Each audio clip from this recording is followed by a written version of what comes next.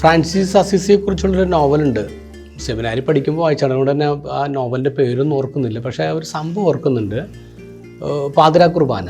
അപ്പോൾ ഫ്രാൻസിസ് വളരെ ചെറുതാണ്, കുഞ്ഞാണ്, തെറ്റുമുമ്പ് പോയിരിക്കുകയാണ്. ഇതേ പാതിരാ കുർബാനയ്ക്ക് ഇങ്ങനെ മാസിൽ പങ്കെടുത്തുകൊണ്ടിരിക്കുമ്പോൾ ഒരു ചെറുപ്പക്കാരൻ അച്ഛൻ, അപ്പോൾ തിയോളജിയൊക്കെ പഠിച്ച് നല്ല ഫ്രഷ് ആയിട്ട് വന്നേക്കണ ഒരു അച്ഛനാണ്. അപ്പോൾ അച്ഛനാണ് പാതിരാ കുർബാന പ്രസംഗിച്ചിരിക്കുന്നത്. അച്ഛൻ പ്രസംഗിച്ചിട്ടൊന്നും മനസ്സിലാവണില്ല, ഒന്നും ചെറുതാണ്. പിന്നെ വലിയ വലിയ തിയോളജിയാണ് അച്ഛൻ പറഞ്ഞുകൊണ്ടിരിക്കണേ. അരമണിക്കൂറായിട്ട് അച്ഛൻ പ്രസംഗം നിർത്തണില്ല. അപ്പോൾ ഈ കുഞ്ഞു ഫ്രാൻസിസ് എഴുന്നിട്ട് പറഞ്ഞു, അച്ഛൻ ആ പ്രസംഗം നിർത്തി കഴിഞ്ഞ് ഈ പുൽക്കൂട്ടിൽ ഉണ്ണിയുടെ കരച്ചിലെങ്കിലും ഞങ്ങൾ കേൾക്കാമായിരുന്നു എന്ന് പറഞ്ഞു. പുൽക്കൂട്ടിൽ ഉണ്ണീശോ കരയുന്നുണ്ടോ? നമ്മൾ ശരിക്കും ഒന്ന് കാതോർക്കണം ഈ ക്രിസ്മസിന്. ഉണ്ണീശോ കരയുന്നുണ്ടോ? തീർച്ചയായിട്ടും ഉണ്ണീശോ കരയുന്നുണ്ട്. അന്ന് ഈശോ കരഞ്ഞത് എന്തിനായിരിക്കും? ഇടം കിട്ടിയില്ല. അന്ന് ഇടം കിട്ടിയില്ല, അതിനെക്കുറിച്ച് ഓർത്ത കരഞ്ഞു. ഇന്നും കരയുന്നത് എന്തിനാ? ഇന്നും കരയുന്നത് ഇടം കിട്ടിയില്ല എന്നോർത്ത് ഈശോ കരഞ്ഞുകൊണ്ടിരിക്കുകയാണ് ഇപ്പോഴത്തെ ക്രിസ്മസിന്. 2 വർഷം മുമ്പ് ഒരു ഇടവകയിൽ ക്രിസ്മസിൻ്റെ പ്രസൻറ്റേഷൻ നേറ്റിവിറ്റി സീൻ കാണിച്ചത് ഡിഫറെൻ്റ് ആയിട്ടാണ്.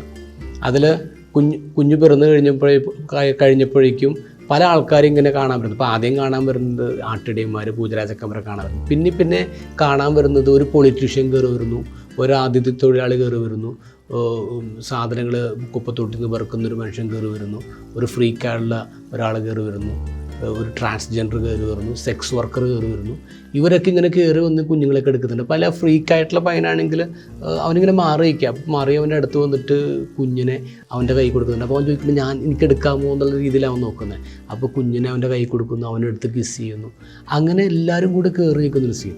സ്വാഭാവികമായിട്ട് ഇങ്ങനെ കാണുമ്പോഴേക്കും നമ്മുടെ മനസ്സിലൊരു ചിന്ത വരുന്നു, ഇവരൊക്കെ എന്തിനും ഇവിടെ കയറി നിൽക്കണേ, ഇത്ര പവിത്രമായ വിശുദ്ധമായ സ്ഥലത്ത് ഇവരെന്തിനാ കയറി നിൽക്കണ ഒരു ചിന്ത വരും.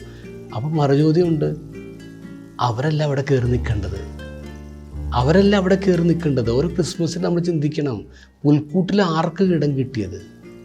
യോഗ്യത ഉള്ളവർക്കാണോ? അങ്ങനെ അല്ലല്ലോ. നമ്മൾ യോഗ്യത ഉണ്ടെന്ന് കരുതുന്നവരല്ലല്ലോ അവിടെ വന്ന് കയറി നിൽക്കുന്നത്. ലോകത്തിൻ്റെ കാഴ്ചപ്പാടിൽ അങ്ങനെ ചിന്തിക്കുക. അപ്പോൾ നമ്മളാരാണ് അവരെ ജഡ്ജ് ചെയ്യാൻ? ഇവർ യോഗ്യരാണ്, ഇവർ യോഗ്യത ഇല്ലാത്തവരാണെന്നൊക്കെ ജഡ്ജ് ചെയ്യാൻ?